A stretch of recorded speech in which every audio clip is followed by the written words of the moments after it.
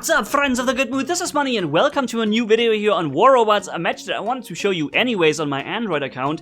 And, you know, I'm using the opportunity also to give you my point of view on the 3.2 controversy on the state of the game thing that you guys in the comment section wanted me to comment on, okay? So, yeah, I'm trying to listen to you guys, and here we go with a little bit of my point of view on this. By the way, I was not being asked which game mode I wanted to play. I thought this is Speak and Rush now, but I actually was just thrown into Dominion without allowing me to choose the game mode. That was weird. Happened today at 3 p.m. Central European Time. I don't know why. Hopefully the Beacon Rush game mode is back by now. I don't know. It wasn't available back then. Anyways, my point of view on this, guys, I'm a little bit disappointed here when it comes to War Robots because, you know, same as you probably, I didn't come to know War Robots for having bots that cost $200 or $300. Let's be real, right? This is something that, you know, although I know this from Vega Conflict, you know, where you basically had to spend $200 per week if you even wanted to be able to compete with anyone. And so I'm not that surprised overall because, you know, that's kind of how I came to get the free-to-play aspect to know anyways. But for War Robots terms, that's new, and that I fully understand your guys' frustration and the outrage that the community currently has.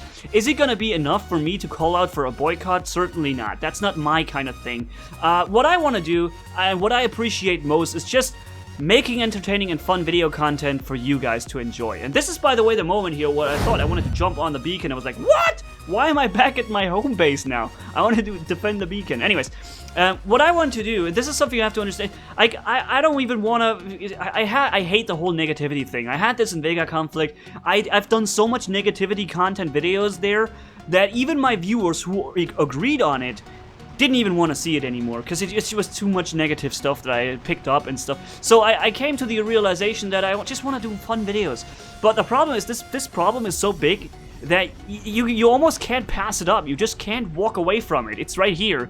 And $200 or $300 per bot, you know, that needs to be commented on, especially when the previous bot, $100, the Butch, was the most expensive one before that, and it is already pretty strong. Now we have the Dash bots that are dominating quite well in the game, and we have the Inquisitor, which isn't even sure yet how much of an impact the thing will have.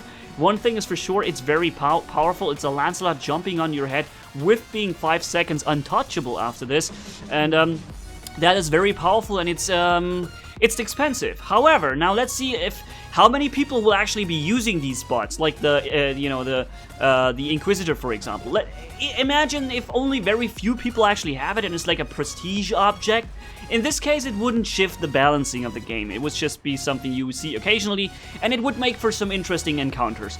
But if it becomes so that everyone will now buy this and just spends insane amounts of money, and clan wars are being won based on the team who has more of those things, that would be a terrible, you know, development into the bad pay-to-win direction.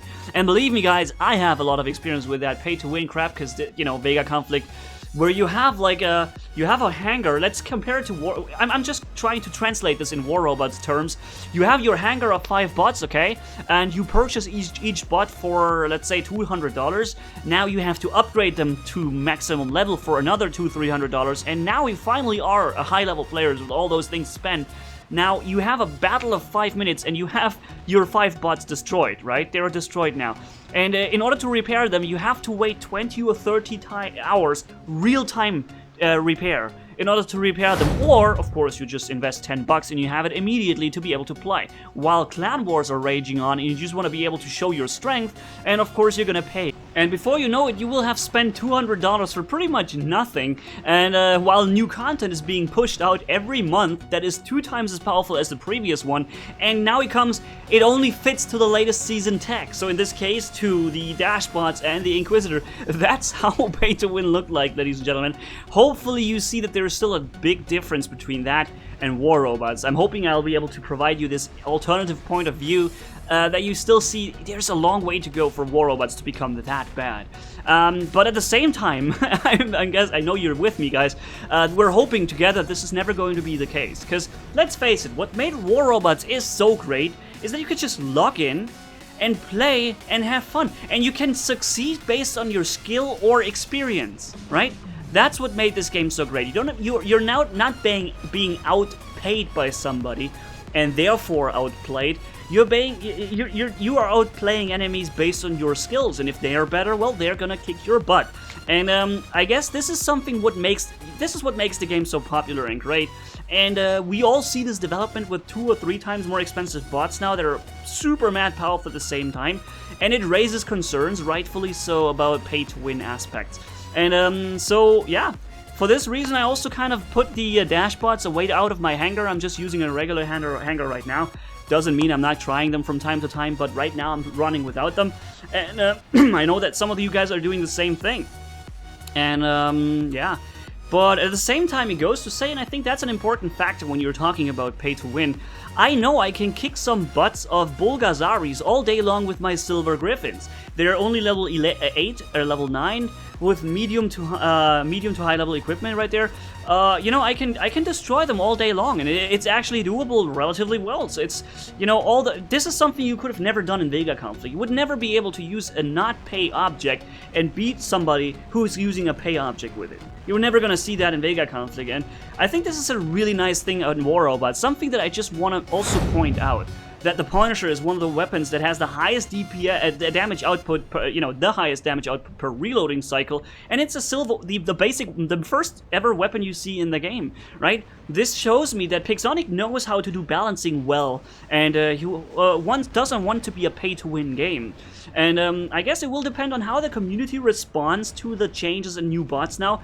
If you guys get used to the fact that 2 bots now cost $200 or $300, and you buy them on a regular basis now, then maybe this will lead to this becoming, you know, a more normal thing. But if the community responds in a way so that you see these things being used, but every time you meet an Inquisitor, it's something special. It's a random and rare. It's a random occurrence that happens rarely, and that is always fun to do. And in that case, it wouldn't shift the meta of the game too far. It would just be a fun alternative encounter and something special, right? Let's face it, it's a free-to-play game. These games monetize over giving you certain advantages in-game. It has always been like that. And in War Robots, it has always, been relatively fair with this. So hopefully we're staying at this course with this here, and those encounters are rare and interesting, and when you are investing something extra, why wouldn't you be able to get something special out of it? I mean, why else would you invest something if there's nothing special to it, you know what I mean? So it's kind of how this system works, but it's important that it doesn't get to a point where those who invest win by default. This is something we all don't want to see in War Robots here, right? But yeah, so the community was also kind of saying that, the Thunders were being nerfed and the Trebuchets were increased. That happened because, that they want to make the Ember weapon, the new one, better in comparison, so they nerfed the Thunders. You know, I think this is not true. I think that is the community being very sensitive about change right now. I've seen yesterday the video from Stupendous where he had a really good thought on how this probably happened with the buff of the Traps and the nerf of the Thunder. And what he said basically that, the Beacon Rush game mode allows you to spawn further up, and it means it allows you to spawn in face-hugging distance with your Thunders, which probably leads to more Thunders being used in heavy weapon slots altogether since the game mode was released. And it also, at the same time, since you can spawn closer to your enemy, pushes away the Trebuchets and the Geckos a little bit from the meta, because you have to fight in close range distance more often with them, where they just aren't as effective. And I think, Stupendous really has a really good point at this, and this could very well be the thing. I just haven't looked at it that way, and it really sounds reasonable this way. If this is how, Pixonic collects the data and analyzes this, I would understand why they think they have to, buff this and nerf this. But at this point, it's our job as a community to say, this is not how you should be analyzing the data, because A, B, C, D, right? Because game mode, and because, whatever. And that's what we YouTubers do. We send the feedback in directly to Pixonic, in my case, the community manager. And that probably is the reason why you guys are saying we don't criticize enough, we YouTubers, right? We already send it in, and you just haven't seen it. Yeah, regarding the weapon balancing, I'm not sure. But if I try to apply some common sense here, then I would say if they were try to making the Scorch weapon, for example, so much more powerful just so you buy them, I think they would be better, wouldn't they? Because I really don't like it much. I tested level 12, and you have to retarget every time you lose target for a second, or you kill somebody like the Zeus does, and then you have to reload the weapon. You can only reload after it's empty. And I just overall really like it. I like the Tyrants much more, and if they were trying to make the weapon much more attractive, I think the weapon would be better, wouldn't it? I'm not sure. What do you think, guys? But anyways, here, this is the end of my round here. 870,000 damage on place 1 with my lower level stuff here. Even though I have to fight, you know, Champions League players with level 11, level 12 like this guy here, and we're using a hanger that looks like this, okay? And despite all that, okay, despite all this, and I think that is probably the best thing I can tell here at the end. I think I'm going to end this video with this. Despite all that, I have a fun time playing the game. And as long as I have fun logging in and playing, I'm going to be here for you guys and with you, because I think I am good at what I'm doing if I can. If I enjoy the game, I can make video content that you guys can enjoy too. Right? And I think this is something you should need to ask yourself, guys. Are you still logging in having fun? Or are you just, you know, pissed at the game every time you see the loading screen? And that was the problem with me in Vega Conflict, that I didn't enjoy it anymore. And so it came that I think you could see that mirroring in my content. And I don't want to make that same mistake ever again, to stick with something that I don't like. And thankfully we're not there with War Robots. I love it. I love playing the game, despite the fact that the silver payout is low, despite the fact that the new bots are very powerful, kind of dominating, and are, you know, very expensive, and despite the fact that it lags from time to time, which I'm hoping they will fix soon. I have sent some feedback in with my thoughts, what's causing these lags, and what I think like you could do in order to get rid of them. Let's see what comes out back of this, and I'm also probably going to mention this in another video sometime soon. But yeah, as long as I have a fun time in the game, I feel like I can also succeed in making fun video content for you guys. And that is, for me personally, the most important and enjoyable thing too. So I'm trying to stick with it. I'm trying to learn from Vega Conflict, not going too deep into only negative stuff all day.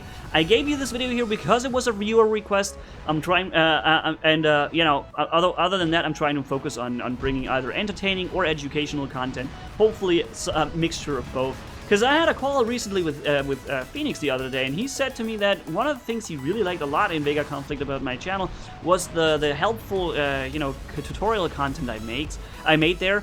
With fitting guides and stuff like that, and I was like, hey man, you're right. So I sat down and created this massive fitting guide for the Griffin, the best silver bot, which I feel like fits very well to this video here, because it's a silver bot, basically for free, a bot, and you know, it counters all those pay exclusive things, while you can collect yourself a Lancelot with just from collecting gold and stuff, and then you can even counter it with a silver bot.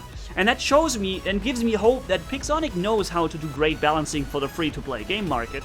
So I'm hoping, same as you guys, that the game is continuing its rather successful path than the other one, and I also received some feedback today from the community manager of War Robots about them having tons of meetings these days and underestimating the you know, reactions of the community, and they are heavily working on making the community happy again, and they don't want to present any solutions before they are completely ready and okay and check. So that's currently going on. I'm not sure how much this actually means, but this is also something that I wanted to share with you as I received this as a brand new and fresh information. And yeah, let's leave it like that for now, guys. Hopefully you're gonna have a quick watch at the you know, fitting guide for the silver bot Griffin. I'm linking in the video description also as a card. And other than that, thank you guys so much for watching. If you enjoyed this video, leave a like and comment down below. And if you haven't already, hit subscribe as brutal as a man can hit for more. Thanks for bearing with me. You guys are awesome as always. Manni-Gaming signing off. Bye-bye.